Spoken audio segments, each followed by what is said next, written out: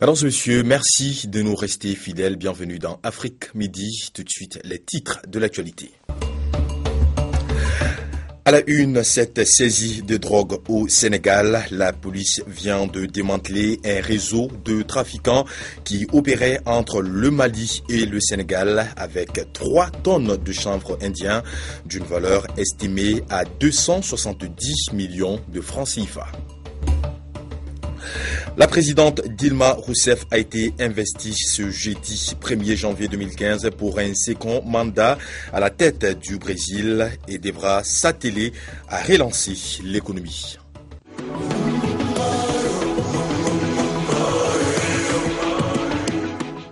Voilà pour le sommaire. Bienvenue. Nous ouvrons cette édition par ce joli coup de filet réalisé par Ocretis au Sénégal qui vient de saisir une importante quantité de drogue, 3 tonnes de chanvre indien. L'opération aura permis d'arrêter 2 Maliens et un Sénégalais.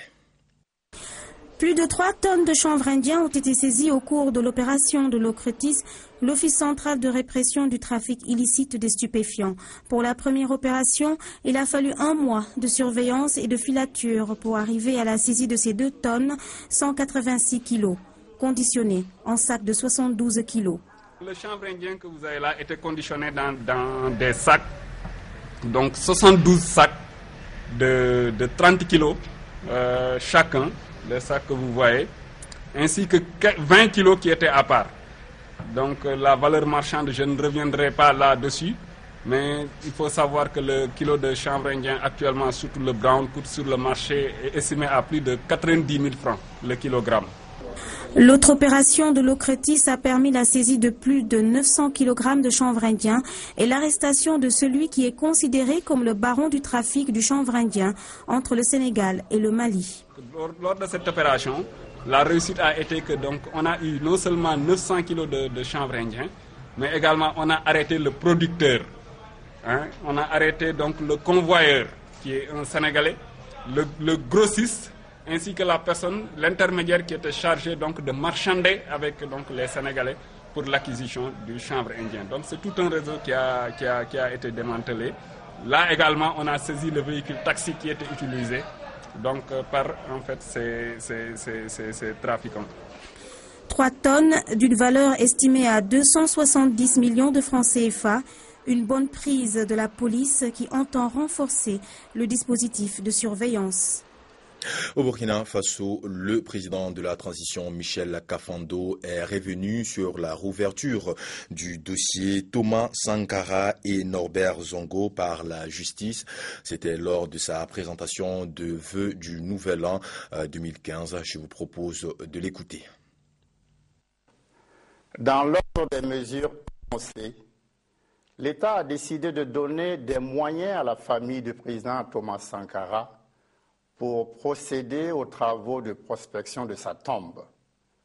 Nous n'attendons donc plus la réaction de la famille du défunt. S'agissant de l'affaire Norbert Zongo, comme cela a déjà été dit, nous faisons table rase du passé. Le dossier est réouvert avec de nouveaux hommes, en l'occurrence un nouveau procureur, sur le plan des poursuites judiciaires et des réparations. Les audits ont commencé dans les administrations publiques et parapubliques. Et l'action conjuguée du contrôleur général d'État aidera sûrement à accélérer cette avancée. À terme, il s'agira de blanchir ceux qui, suite à l'examen de leur gestion, n'auront rien à se reprocher. Il s'agit de restituer à l'État les biens recelés et de poursuivre les coupables, et tout cela par la procédure judiciaire. Direction à présent l'Égypte où la justice a ordonné un nouveau procès pour les journalistes d'Al Jazeera emprisonnés depuis 1 an. Les 3 salariés de la chaîne qatari auront droit à un nouveau procès mais resteront en détention jusqu'à ce qu'il ait lieu. Une grande déception pour les familles des journalistes qui pensaient obtenir une liberté provisoire. Ces 3 journalistes purge actuellement des peines de 7 à 10 ans de prison ferme pour assistance à une organisation terroriste, en l'occurrence les frères musulmans, désormais hors la loi.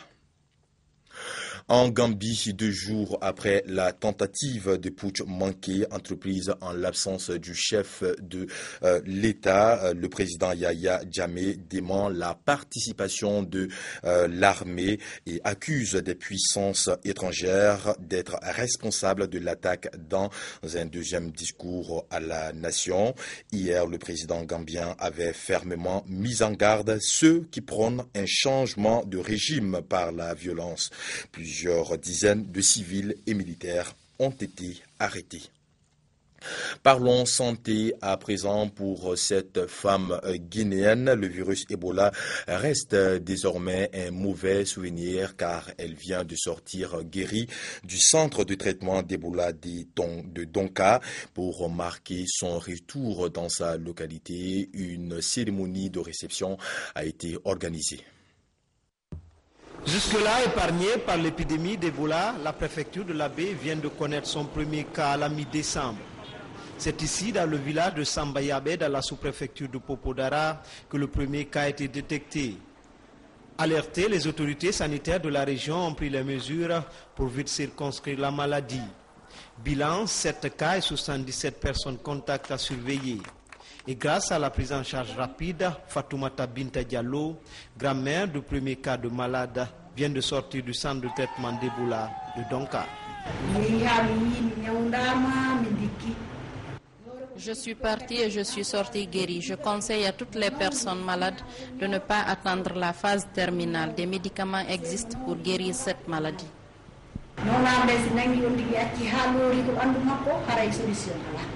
Pour les spécialistes de la santé, cette dame ne présente aucune menace. Ses anticorps peuvent résister pendant une dizaine d'années.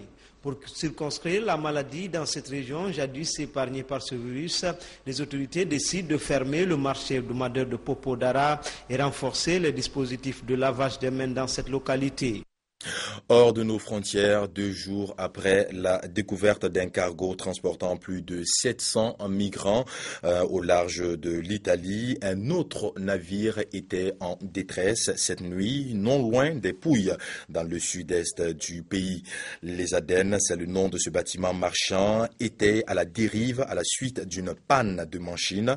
À son bord, plus de 400-500 immigrés clandestins abandonnés par l'équipage du bateau. L'armée italienne de l'air a réussi ce vendredi matin à héliporter des hommes sur le navire afin d'en reprendre le contrôle. L'embarcation va ainsi pouvoir être remorquée jusqu'à la terre ferme.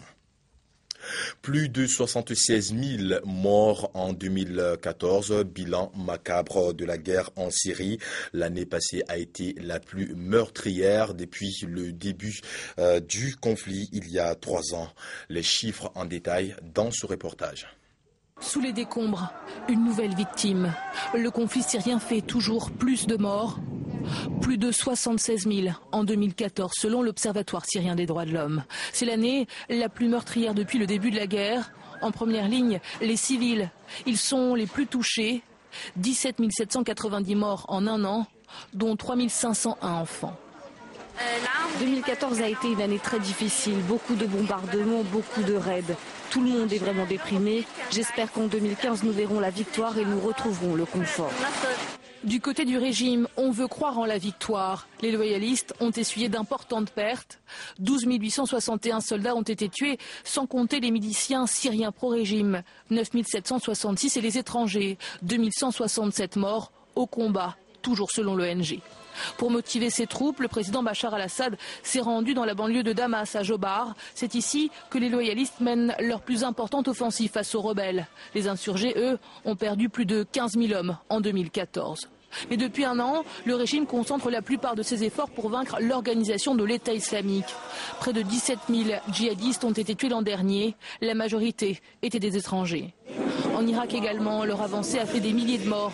Plus de 15 000 victimes depuis le début des violences en janvier 2014, selon le gouvernement irakien.